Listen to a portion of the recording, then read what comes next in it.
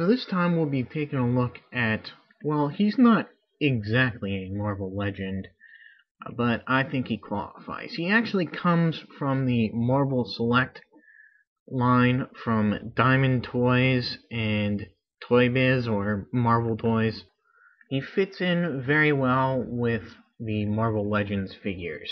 And of course I'm talking about Thanos, the Mad Titan, who regained very big prominence in the Annihilation series, and going on right now, the Thanos Imperative.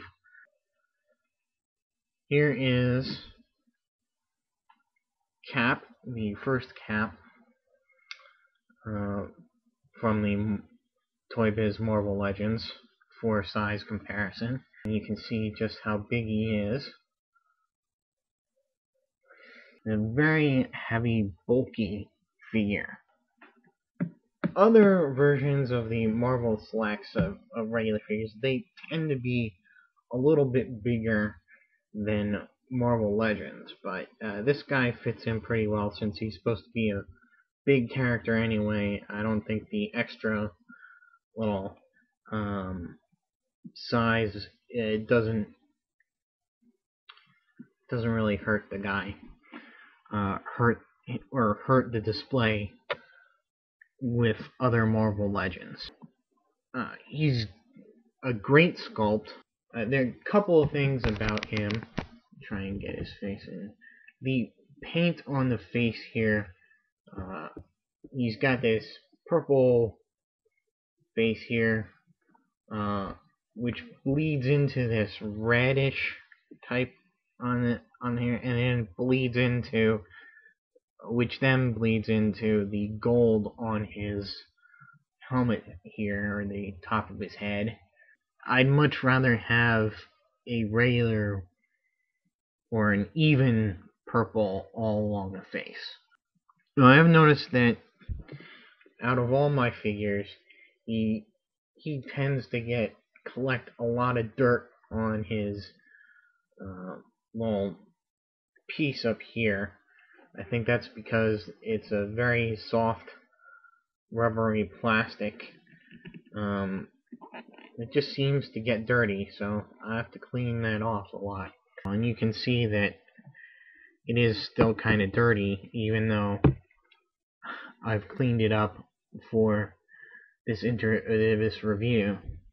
Now, the rest of the paint is pretty good. You have the black highlights over here. There is some spattering of gold paint, little dribs and drabs here and there, nothing really big.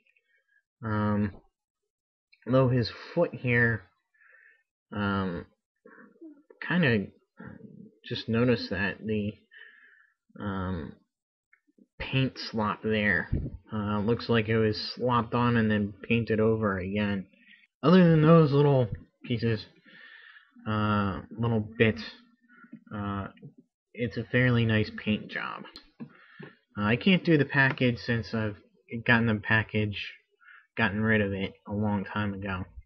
He comes with another hand with the Infinity Gauntlet. He comes with another hand, and that's his Infinity Gauntlet with all the Infinity Gems. We have the Soul Gem, which is green. Where is it? I'm guessing there's two here that could be. I'm gonna say that's orange and that's red. But the orange is the Time Gem. The purple is the Space Gem.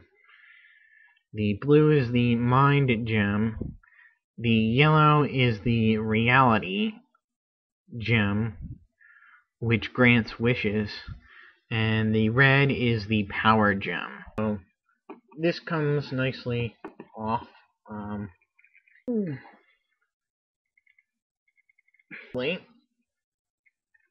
You really gotta work at it to get it off there. Mostly, I leave the Infinity Gauntlet on, just because I think it displays better. So, there we go. He comes with a, staction figure, or half action figure, half statue of Death. And she comes with a mask that lifts off to reveal a skeletal face. Nice little touch. There's no articulation on this figure. She's solid plastic. But it is a nice inclusion, especially since Thanos is obsessed with death. And we'll get into that more in the backstory. Head is on a nice ball joint, side to side, up and down. Arms go all the way around, although the sides here do get a little bit in the way. Rotate at the bicep, bend at the elbow, and rotate at the wrist. He's got waist articulation, and legs go forward and back, in and out, as well as rotate at the upper thigh. But they are hampered by his little tunic thing here. Bend at the knee, and bend at the ankle.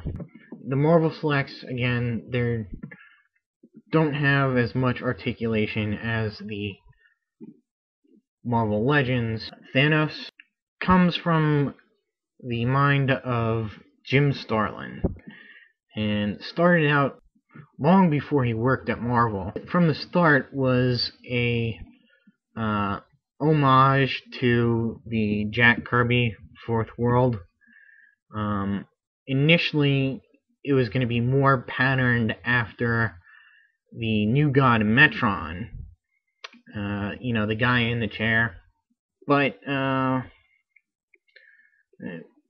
think it was Roy Thomas said, if you're going to rip off someone from the Jack Kirby Fourth World,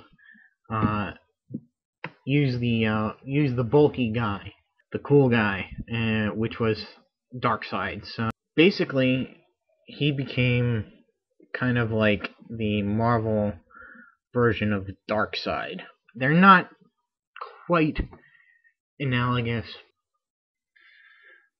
Thanos starts off, he is the son of the leader of the Titans, which are an offshoot of the Eternal race, and they live, strangely enough, on the moon of Titan. His father is Mentor, and his brother is Eros, who would become Star Fox on the Avengers in the mid-80s. Thanos became obsessed with death, sacrificing all life in her name. So he seeks out the Cosmic Cube to gain the power to basically destroy the universe. This search for the Cosmic Cube really takes place over a lot of titles for several years during the early 70s and mid 70s.